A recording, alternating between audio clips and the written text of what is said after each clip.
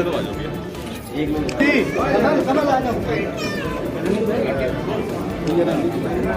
थोड़ा पीछे। अरे मोबाइल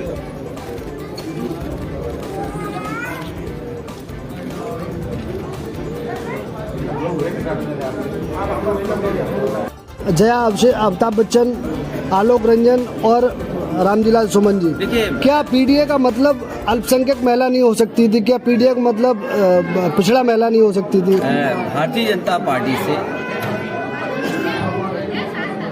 और भारतीय जनता पार्टी के लोग पीडीए से घबराए हुए हैं। भारतीय जनता पार्टी के लोग पीडीए से घबराए हुए हैं। जहां तक हमारे सहयोगी दल की बात है, मैं उम्मीद करता हूं कि पीडीए की लड़ाई को वो मजबूत करेंगे। और जहां तक पार्टी के निर्णय का सवाल है, आने वाले समय में तमाम सीटें आ रही हैं।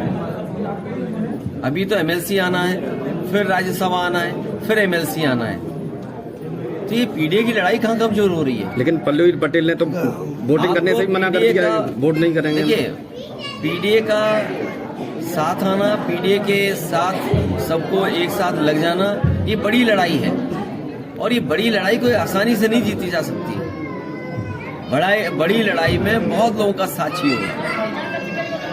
आप कहाँ से लोग? पल्लवी पटेल कह रही हैं कि स्वामी प्रसाद मौर्य लगातार मेरे संपर्क में हैं। इसका क्या मायना निकाला जाए? अरे मैं देखो, तुम क्यों ऐसी बात कर रहे हो? अगला भारत रत्न किसी चैनल को भी मिलेगा।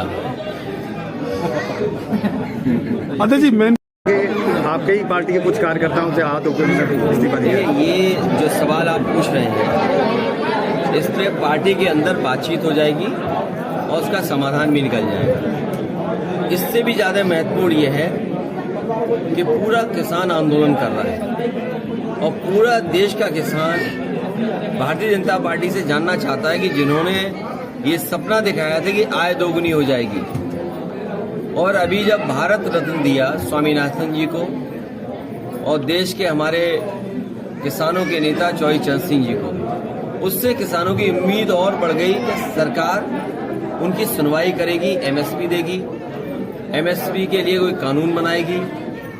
लेकिन जिस तरह सरकार का व्यवहार है, कीलें लगा देना, अगर वो निकल रहे हैं तो रोकने के लिए तमाम चीजों का इंतजाम कर देना, प्रशासन पूरी तरीके से पुलिस लगा करके आंसू गैस गोले चला करके उन्हें रोकना चाहती है।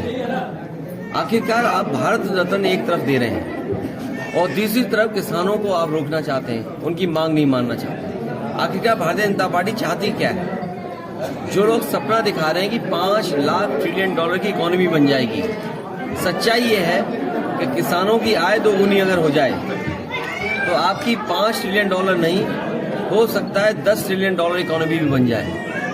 और जो लोग ये कहते हैं कि हमारी दुनिया में 5वीं अर्थव्यवस्था बन गई है, ये 5 से दूसरे नंबर में भी पहुंच सकती है अगर ये सरकार किसानों को एमएसपी दे दे और किसानों की आय दोगुनी कर दे।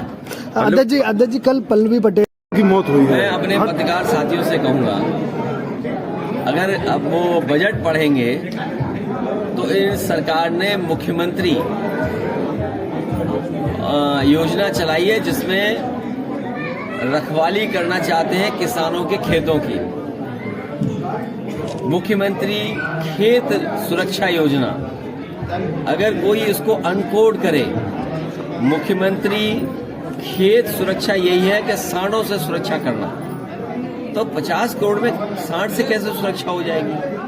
और फिर पूरे उत्तर प्रदेश में कोई दिन नहीं जाता है जिस दिन इन जानवरों की वजह से किसी की जान न जा रही हो।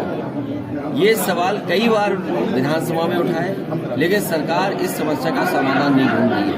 और तब नहीं ढूंढ रही जब देश के प्रधानमंत्री जी ने कहा था कि 15 दिन के अंदर छुट्टा जानवरों की समस्या का समाधान हो जाएगा। आप लोकसभा चुनाव कहाँ से लड़ने? बहुत जल्दी और सूची भी आ जाएगी आपके साथ। आजमगढ़ की चर्चा बड़ा जोरों पे है। रैली से सोनिया गांधी ने लड़ने से मना कर दिया है। तो ये पार्टी की उनकी अपना फैसला है, हमारी पार्टी का अपना फैसला हो। नहीं, कांग्रेस का एक मजबूत गढ़ माना जाता है रायबरेली और अमेठी, लेकिन अब नहीं, मजबूत गढ़ तो नहीं है। ये सही है कि वो उनकी ट्रेडिशनल सीट है और कांग्रेस की सीट ही मानी जाती है। समाजवादी पार्टी ने हमेशा उस सीट पर कांग्रेस का ही सहयोग किया।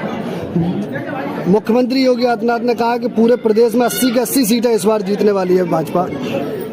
मैं आपसे कह रहा हूं कि भारतीय जनता पार्टी अपने सभी सांसदों की सीटें बदलना चाहती है, केवल एक के सिवा।